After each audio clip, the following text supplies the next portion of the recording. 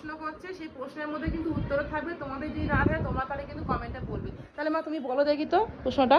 বাইরে বৃষ্টি পড়ছে, ঘরে বিদ্যুৎ নেই, কাল তার পরীক্ষা। কালকে কার পরীক্ষা? বল। কাল তার পরীক্ষা, কাল বৈশাখ। আমি বৈশাখ মাস হয়েছে, এই কথার মধ্যেই উত্তর আছে, ওই কথাটার মধ্যেই উত্তর আছে।